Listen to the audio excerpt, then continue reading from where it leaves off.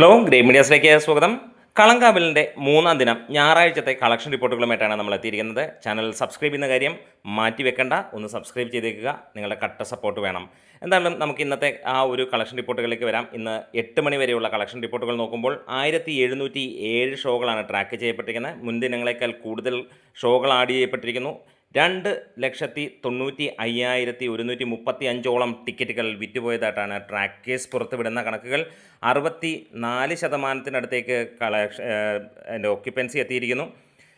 697 fast ഫില്ലിങ്ങുകളും 300 almost full house full ഷോകളുമൊക്കെയാണ് സിനിമയ്ക്ക് ആകെ കാണാൻ കഴിയുന്നത്.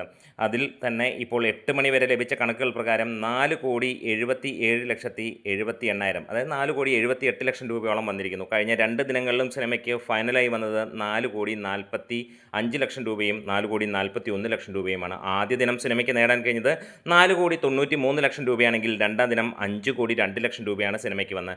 ഇന്നത്തെ കളക്ഷനോട് കൂടി സിനിമ നമുക്ക് ഉറപ്പിക്കാൻ കഴിയുന്നു. ഇപ്പോൾ തന്നെ സിനിമ 5,20,00,000 രൂപ കടന്നിരിക്കുന്നു. അതായത് ഫൈനലായി നമ്മൾ 5,30,00,000, 5,40,00,000 രൂപ വരെ കേരള ബോക്സ് ഓഫീസിൽ നിന്ന് ലഭിക്കും എന്നുള്ള രീതിയിലാണ്. ഇന്ന് വേൾഡ് വൈഡായിട്ട് എക്സ്പെക്റ്റ് ചെയ്യുന്നത് ഏകദേശം 18 കോടിക്ക് മുകളിലാണ്.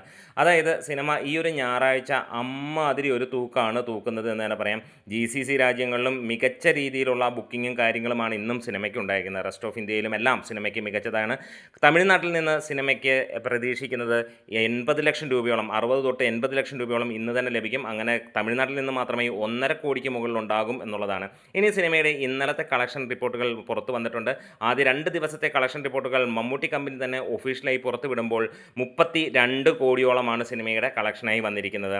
ഇന്നത്തോടെ സിനിമ 50 കോടിയിലേക്ക് ടച്ച് ചെയ്യുമെന്നുള്ളത് പ്രതീക്ഷ തന്നെയാണ്. അതായത് 3 ദിവസം കൊണ്ട് അല്ലെങ്കിൽ 4-ാം ദിവസത്തിൻ്റെ പ്രീ സെയിലിലൂടെ തന്നെ 50 കോടി ക്ലബിലേക്ക് സിനിമ കയറുമെന്നുള്ളതാണ് പ്രതീക്ഷിക്കുന്നത്. കേരളത്തിൽ നിന്ന് സിനിമ 9,97,00,000 രൂപയോളമാണ് 2 ദിവസം കൊണ്ട് നേടിയിരിക്കുന്നത്. റെസ്റ്റ് ഓഫ് ഇന്ത്യയിൽ നിന്ന് 2,40,00,000 രൂപ കഴിഞ്ഞിരിക്കുന്നു എന്നുള്ളതും, ഓവർസീസിൽ നിന്ന് 2 മില്യനും കഴിഞ്ഞ സിനിമ മുന്നോട്ട് കുതിക്കുകയാണ്. ഒറ്റ ദിവസങ്ങൾ കൊണ്ട് GCCയിൽ നിന്ന് മാത്രമായി 1 മില്യൺ അടിച്ചിരിക്കുന്നു രണ്ടാം ദിനം എന്നുള്ളതും പറയാം.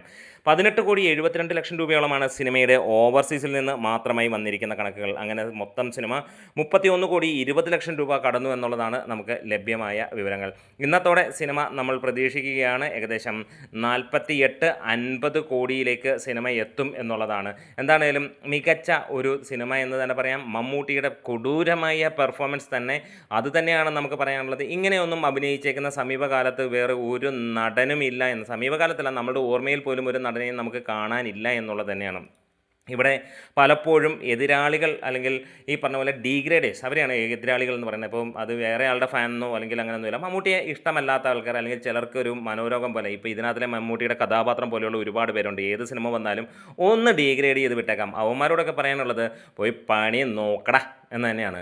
അപ്പോൾ നമ്മുടെ വീഡിയോസ് ഇഷ്ടമായെങ്കിലും ഒന്ന് സപ്പോർട്ട് ചെയ്ത് തരണം. എന്നാണ് സിനിമ 100 കോടി തികയുന്നത് കമൻസിലൂടെ പറയാം.